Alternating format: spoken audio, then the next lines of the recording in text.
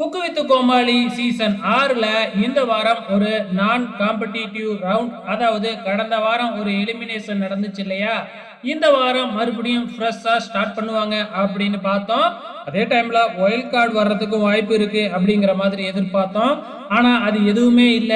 இந்த வாரம் ஒரு செலிப்ரேஷன் வாரம். அதனால பாத்தீங்கன்னா பாயிண்ட்ஸ் டேபிள்லாம் இல்ல அப்படின்னு சொல்லிட்டாங்க.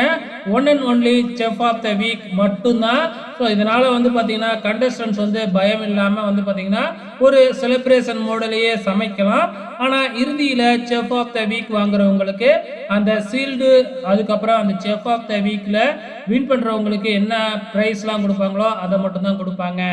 ஸோ கல்யாண விருந்து அப்படிங்கிற கான்செப்டை தானே இந்த வாரம் கொண்டு வந்திருக்காங்க.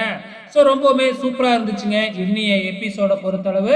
நம்ம கோமாளிகள்லாம் தமிழ் சினிமாவில் இருக்கிற ஃபேமஸான ஆக்டர் கெட்டப்பில் வந்திருந்தாங்க. ஸோ ஒவ்வொருத்தவங்களும் ஒவ்வொரு கெட்டப், ரஜினி, கமல்ல இருந்து சிம்பு, விஜய் எல்லாமே பார்த்தீங்கன்னா இருந்திருந்தாங்க.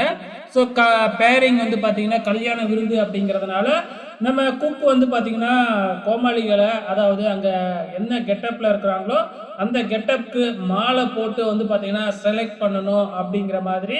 ஸோ செலெக்ஷன் நடந்ததுக்கப்புறம், பேரிங் நடந்ததுக்கப்புறம் அட்வான்டேஜ் டாஸ்க்கு. ஸோ இந்த சீசனில் தான் பார்த்தீங்கன்னா அட்வான்டேஜ் டாஸ்க்கு சமையலை தவிர மற்ற டாஸ்க்கு கொடுத்துருக்குறாங்க. ஏற்கனவே ஒரு வாரம் நம்ம பார்த்துருந்தோம்.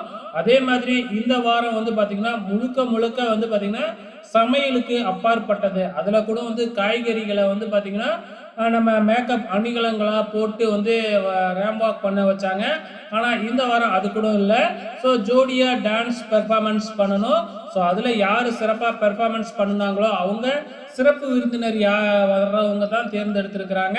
அது மட்டும் இல்லை, டிஜே பிளாக்கை வர வச்சு ஸோ சாங்ஸ்லாம் பார்த்தீங்கன்னா போட்டு சும்மா மாஸ் பண்ணியிருக்கிறாங்க இன்னி எபிசோடு.